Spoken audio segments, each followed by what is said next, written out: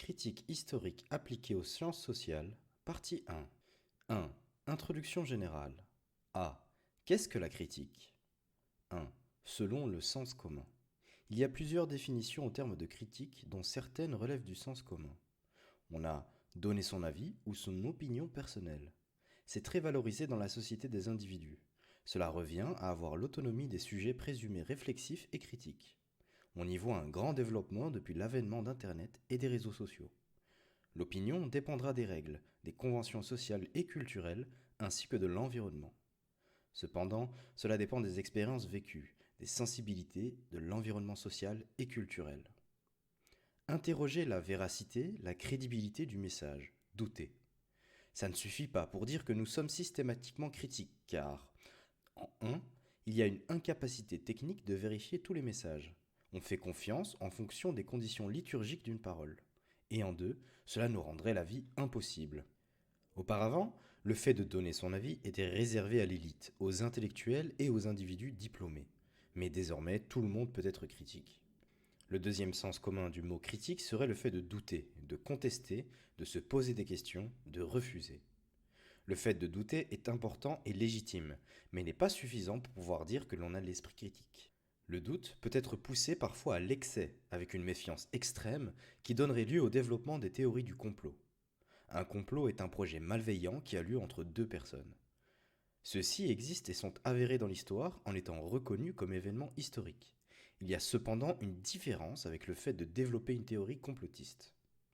Dans ces théories, tout est expliqué par la manigance de certains qui tirent les ficelles. Le doute poussé à son paroxysme pousse certains à voir des complots là où il n'y en a pas.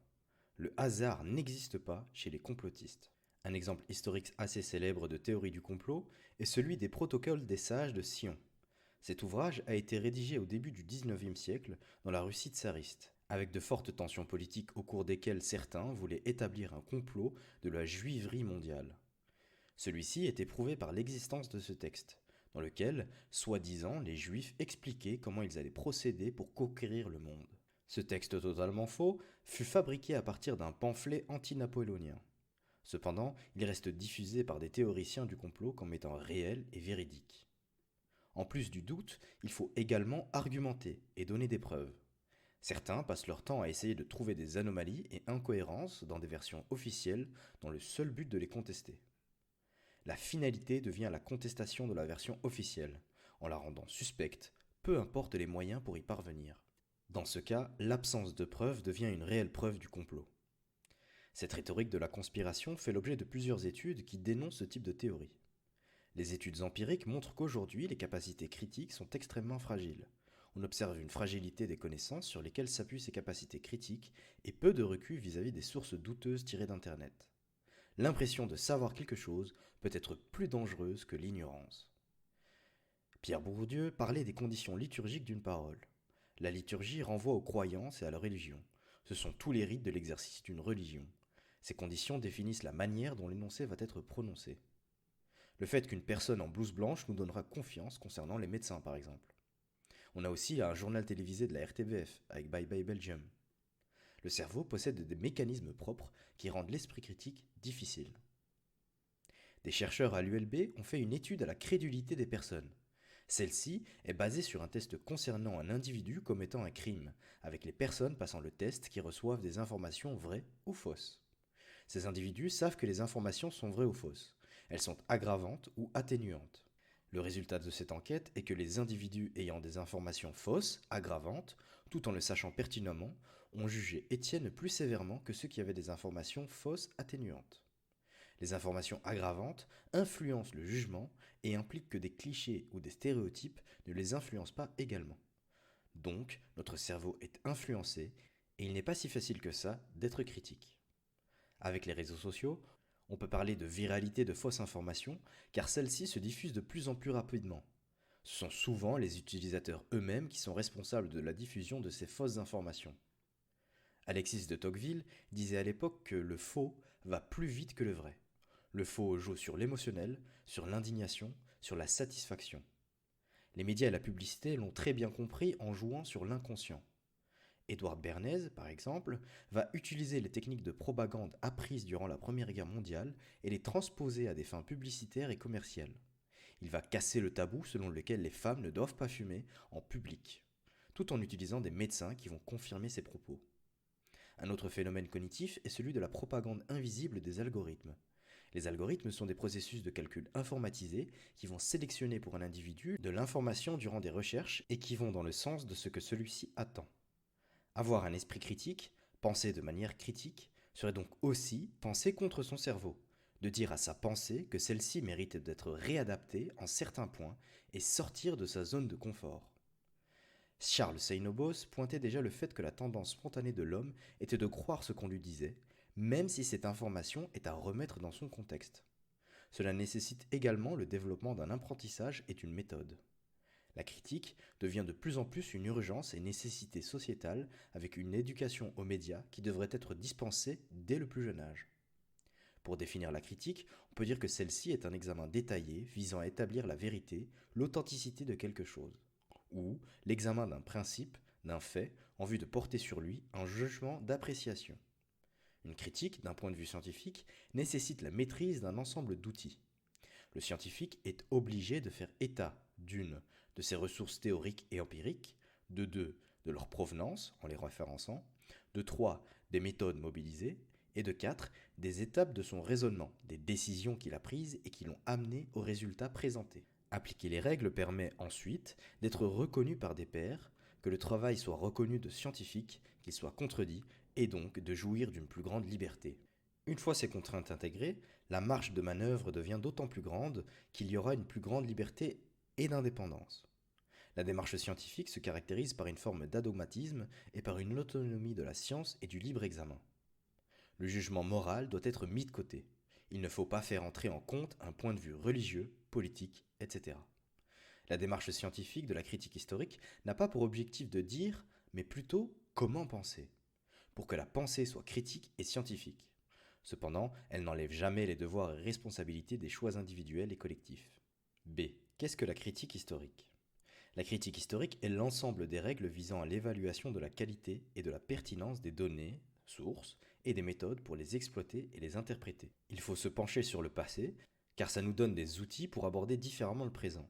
Ce qui change désormais est l'échelle de la diffusion de l'information. 2. Qu'est-ce qu'une vérité historique ? A. Qu'est-ce que l'histoire ? Le mot histoire est un mot polysémique, avec deux sens.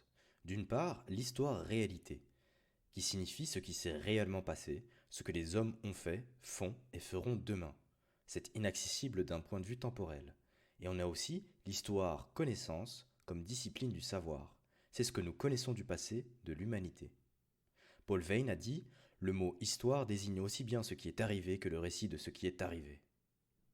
On peut dissiper cette ambiguïté en distinguant les deux sens du mot histoire, en adoptant un certain vocabulaire et substituer deux autres termes, la matière historique et l'historiographie. L'historiographie désigne l'aspect narratif du travail de l'historien. B. Une reconstruction du passé. L'histoire est une reconstruction intelligible et critique du passé vécu par les hommes en société. L'histoire est une narration intelligible d'un passé définitivement écoulé. L'histoire est toujours une forme de récit et il faut faire attention aux limites de celui-ci, car il y a souvent une part de subjectivité qui vient du narrateur. Pour que le travail de l'historien soit reconnu scientifiquement, celui-ci doit reconnaître une méthode qui se décline en trois grandes étapes. A. L'heuristique, du grec ancien. B. La critique historique des sources. Et C. L'herméneutique, du dieu grec, signifiant l'art d'interpréter. Il s'agit de la construction du récit, du discours, de la narration. La reconstruction du passé implique plusieurs choses. Une sélection d'un sujet, d'événements passés qui seront traités et retenus, mais aussi une disponibilité des traces de ce passé. Et enfin, une interprétation de ces événements. Il faut leur donner une signification, les analyser dans un contexte d'ensemble. 1. Une sélection d'un sujet, événement passé, qui seront traités ou retenus. Qu'est-ce qui fait l'événement dans la presse quotidienne ? Le journaliste va sélectionner un certain nombre de faits dans sa production d'informations. Exemple. Information du jeudi 26 septembre 2019, la mort de Jacques Chirac. Cependant, il y a aussi l'incendie d'une usine chimique à Rouen. Lorsque le décès est annoncé, les émissions spéciales se succèdent sur le président défunt plutôt que sur l'incendie. Autre exemple, le tsunami de 2004 en Thaïlande. Mais hélas, il reste semblable à d'autres catastrophes climatiques. Le tsunami a eu plus d'articles journalistiques dessus, car il y a beaucoup plus de Belges et d'Européens qui étaient présents. Encore un autre exemple. Le 31 août 1997, un suicide dramatique fut relayé dans la rubrique des faits divers, tandis que le même jour, Lady Diana décédait dans le pont d'Alma. Le traitement de l'information vient de la proximité de la victime avec le pouvoir en place et aussi du degré de médiatisation de celle-ci. Le choix des événements obéit à certains critères qui prévalent dans la presse, avec les liens avec le pouvoir, l'identification du public, qui vit par procuration, par un monde rêvé, la distance géographique, avec la loi du mort par kilomètre, qui est l'importance des événements en fonction de leur proximité par rapport au lecteur. On a aussi le PIB du pays concerné qui rentre en compte. Et enfin, les accidents de parcours plutôt que ce qui est normal ou routinier. 1. Qu'est-ce qu'un événement historique? Quels sont les critères retenus? Certains critères priment dans le choix de l'information concernant l'histoire. Il existe des ouvrages qui répertorient plusieurs événements marquants qui ont changé le monde. On constate souvent dans ce genre de liste que la majorité des événements viennent des États-Unis, en occultant le reste du monde. Le critère patriotique est important dans ce genre de cas. La hiérarchie peut aussi poser question. L'assassinat de Kennedy est considéré ici comme plus marquant que la Shoah, que la révolution russe qui viendrait après la dissolution de l'URSS. Il y a aussi des absents de ce genre d'événements, avec un aucun mot sur la construction européenne, la décolonisation ou les congés payés.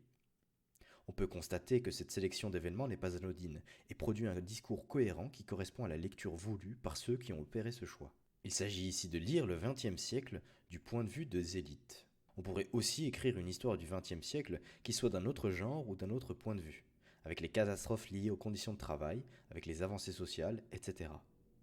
Le discours est orienté de manière diverse et l'histoire peut aussi être un instrument au service du pouvoir. Différents pouvoirs ont instrumentalisé l'histoire pour leurs propres intérêts. Celui qui donne la parole aux vaincus remet en question la victoire. On assiste à un renouvellement de l'historiographie avec une histoire qui se développe de la part des victimes qui essayent de mettre en avant un passé qui a pu être occulté car cela mettrait mal à l'aise les élites et les pouvoirs en place. L'historiographie qui commence à se développer majoritairement à partir de mai 68 en s'intéressant à l'histoire populaire et celle des marginaux. Qu'est-ce qu'un événement historique? Paul Veyne va nous dire qu'en soi, tout et rien peut être historique. Il est impossible de décider qu'un fait est historique et qu'un autre est une anecdote digne d'un oubli, car tout fait entre dans une série et n'a d'importance relative que dans sa série. Il est vain de croire que certains de ces événements seraient d'une nature particulière, seraient historiques et constitueraient l'histoire. L'événement est quelque chose de construit et n'existe pas en soi. C'est l'historien qui décide si celui-ci a de l'importance par rapport au sujet qu'il étudie. Il y a toujours un fait à l'origine d'un événement. Les faits bruts existent, mais il y a toujours une part de subjectivité de la part du chercheur qui veut rencontrer ceux-ci. En histoire, ce ne sont pas nécessairement les faits qui ont fait l'actualité d'une époque qui vont être retenus.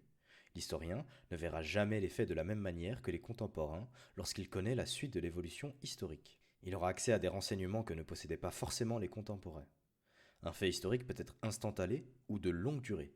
Cela peut être un assassinat, une guerre sur plusieurs années, un phénomène d'opinion, de mœurs, etc.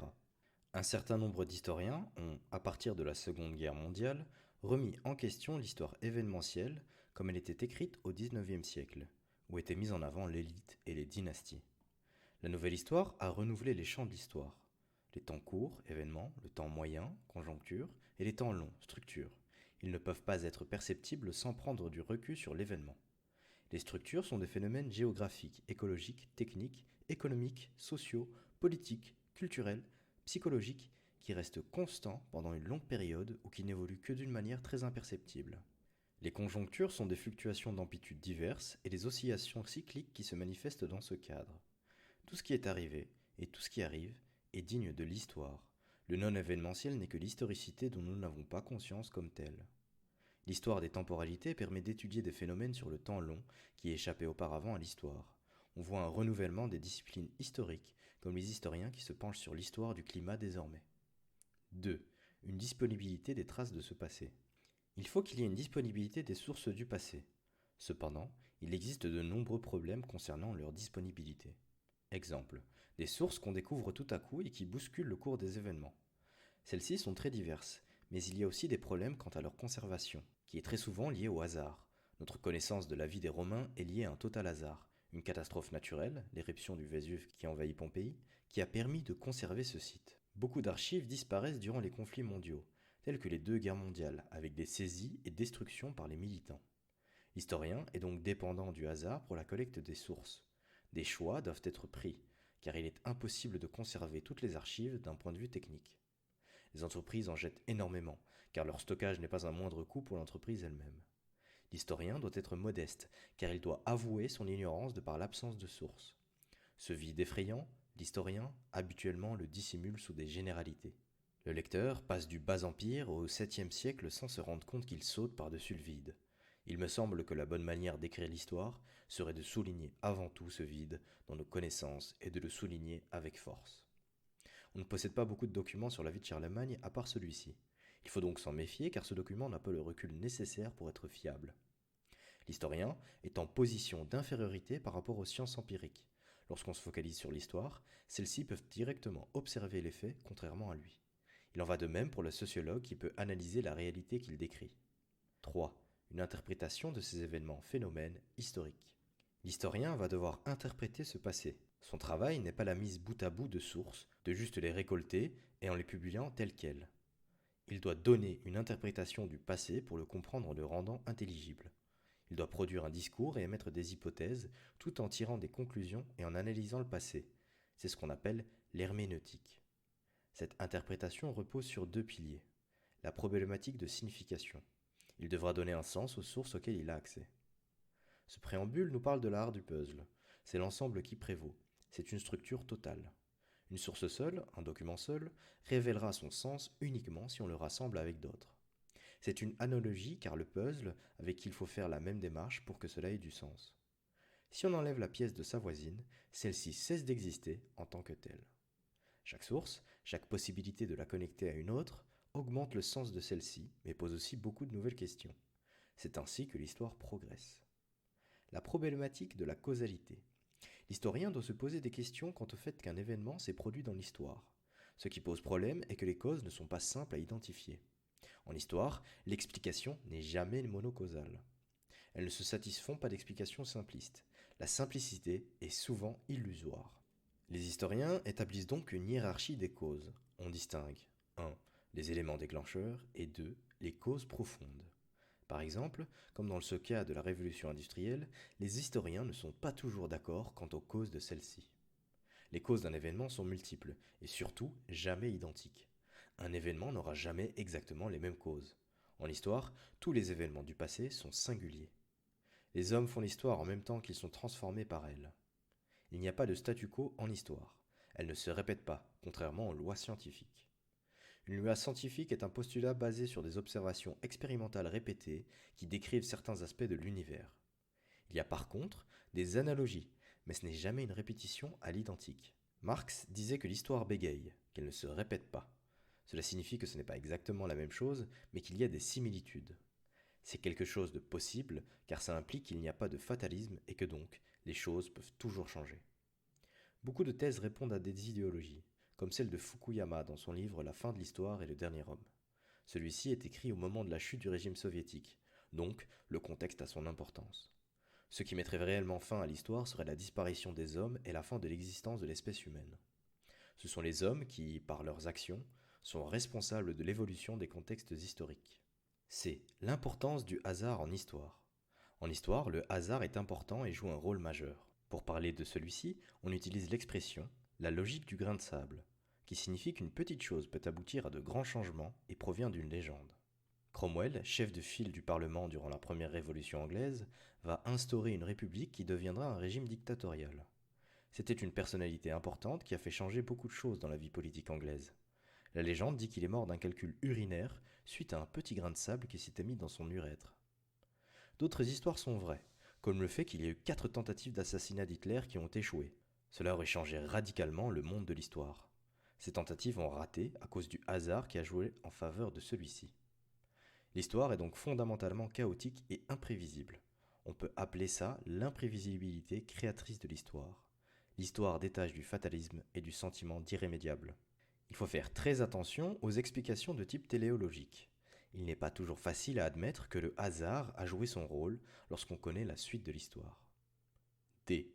Toute histoire est contemporaine. Le but ici est de nous montrer que ce n'est pas la réalité mais plutôt sa représentation. L'histoire devrait être enseignée de la même manière en nous montrant que ce n'est qu'une représentation et qu'il faut avoir conscience du bagage idéologique derrière chaque historien. L'histoire comporte une part de subjectivité. L'histoire est vraiment le royaume de l'inexact.